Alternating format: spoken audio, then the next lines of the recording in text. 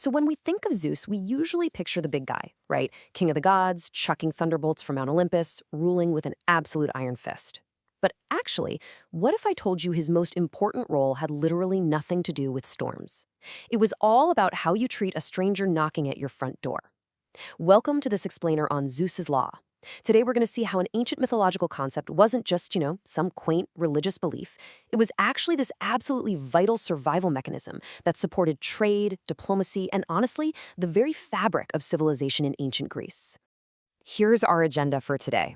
We'll start with the god of hospitality, unpack the rules of Xenia, look at the real-world impact on trade and diplomacy, reveal the terrifying concept of gods in disguise, and finally see how this all plays out in the Odyssey. All right, Section 1, the god of hospitality, rethinking the king of the gods. Okay, so to the ancient Greeks, welcoming a stranger wasn't just about having good manners, it was a sacred duty. And it was directly overseen by Zeus himself. They even gave him a specific title for this, Zeus Xenius, which literally means Zeus of hospitality or Zeus of strangers. So in this role, he wasn't a warrior god at all. He was the divine protector of travelers, guests, and basically anyone far from home. If you're wandering the, dangerous, dusty roads of the Peloponnese back then, you weren't praying to a warrior for safety. You were praying to Zeus Xenius, just hoping the locals respected his jurisdiction over hospitality. And that brings us to this fundamental Greek word that you absolutely need to know, Xenia. Zeus enforced this concept, which basically demanded that hosts treat their guests with absolute, unwavering respect. The whole goal of Xenia was to build a sacred bond between hosts and strangers.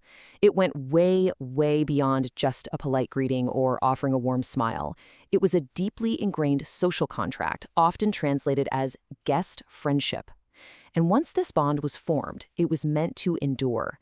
Sometimes it would literally last for generations between families who lived hundreds of miles apart from each other.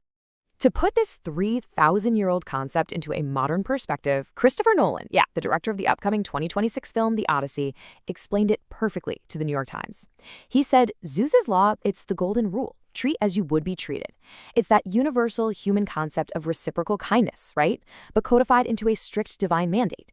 You treat the weary traveler with grace, fully expecting that someday you or your kids are going to need that exact same grace when you're the ones far from home. Moving right along to Section 2, the rules of Xenia, a strict code of conduct.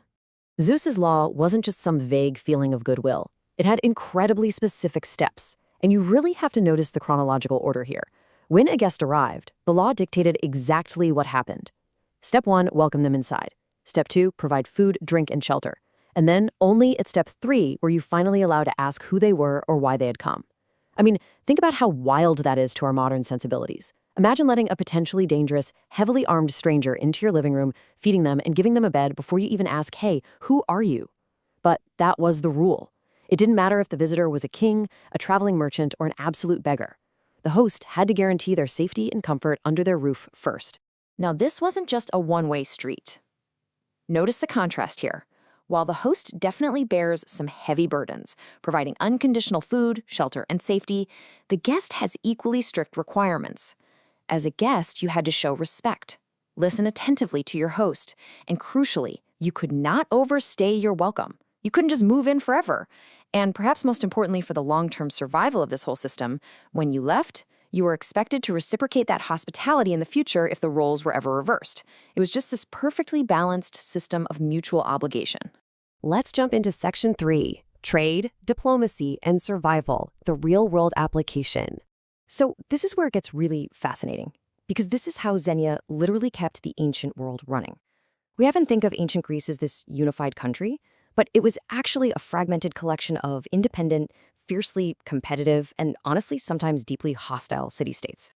So how do you actually conduct international trade or diplomacy in a world like that? Well, Xenia was the answer. If a merchant from Athens wanted to sell goods in Sparta, he couldn't just book a room at a local inn. Inns barely existed, and the ones that did were notoriously dangerous. Instead, he relied on these generational bonds of guest friendship. Families across different city-states pledged safety to one another, creating this massive ancient network of guaranteed safe houses. This is what fostered those vital trade relationships across really treacherous territories. It also strengthened political and military connections. Diplomats could actually travel into enemy territory to negotiate truces, knowing for sure they were protected by the sacred laws of hospitality. It even gave political exiles a safe harbor. Seriously, without this religious guarantee of safety, merchants wouldn't travel, diplomats couldn't negotiate, and the Greek economy would have just completely stagnated. You really have to imagine the sheer vulnerability of ancient travel.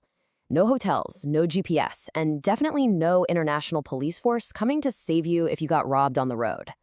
If you left your house for more than a couple of days back then, you were literally throwing yourself at the mercy of strangers. So for that world, Zeus's law wasn't just polite, it was basic survival. As Christopher Nolan points out, it's the only way society can function. That's everything in terms of holding civilization together. It was the connective tissue for their entire economy and diplomatic system. All right, Section 4. Gods in disguise, the theological underpinning. Human nature being what it is, how do you actually make sure people follow a rule that requires taking potentially dangerous strangers into their homes? Well, I want you to pose this terrifying question to yourself. What if the stranger knocking at your door isn't actually human? Put yourself in the shoes of an ancient Greek homeowner on a dark, stormy night. A wretched, starving, mud-covered beggar knocks on your door. You might be incredibly tempted to just turn them away and lock up tight. But then, this thought creeps into the back of your mind.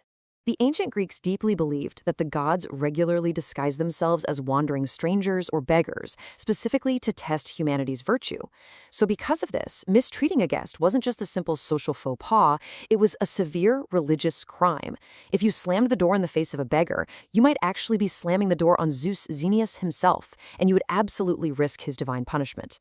This theological underpinning was honestly genius. It made sure people upheld Xenia, even when it was super inconvenient or risky, out of a very healthy fear of cosmic consequences. Which brings us to our final section, Section 5. Xenia in the Odyssey, the ultimate test. Let's look at how deeply this was woven into the Greek mindset by looking at their greatest piece of literature. Throughout Odysseus's long, torturous journey home, characters are constantly judged by a single metric: how they treat strangers. Notice the stark divide between the characters here. At the top, the heroes are defined by how they uphold Xenia. When Odysseus washes up shipwrecked, the Phaeacians immediately clean, clothe, and feed him. Later, when he's disguised as a beggar in his own homeland, his swineherd Eumaeus takes him in with food and a cloak. Even his son, Telemachus, perfectly upholds the law by offering hospitality to the goddess Athena, who is, of course, in disguise. Meanwhile, at the bottom, the monsters are defined by how they violate it. The giant Laestrygonians ignore Xenia to attack Odysseus and destroy his fleet. And then, there is the ultimate violator. The Cyclops, Polyphemus. He doesn't just disregard Zeus's law, he perverts it entirely. Instead of feeding his guests, he traps Odysseus and his men inside his cave and literally eats them for dinner. It's the most horrific, visceral violation of Xenia imaginable. And the consequence? Odysseus famously blinds the Cyclops with a burning stake to escape. It's this brutal, deeply memorable payoff that reinforces to every ancient Greek listener exactly what happens when you spit in the face of the rules of hospitality. You bring absolute ruin upon yourself. So Zeus's law shows us how a myth fundamentally organized trade, protected diplomats, and kept ancient civilization from collapsing into chaos. Which leaves us with this final thought. Today, we travel across the globe, sleep in strangers' homes through apps, and conduct international trade, all without the fear of Zeus knocking on our door in disguise. So without that divine threat hanging over us, what are the unwritten rules and social contracts that keep our own society from falling apart today? Think about that the next time a stranger asks you for directions. Thanks for joining me for this explainer.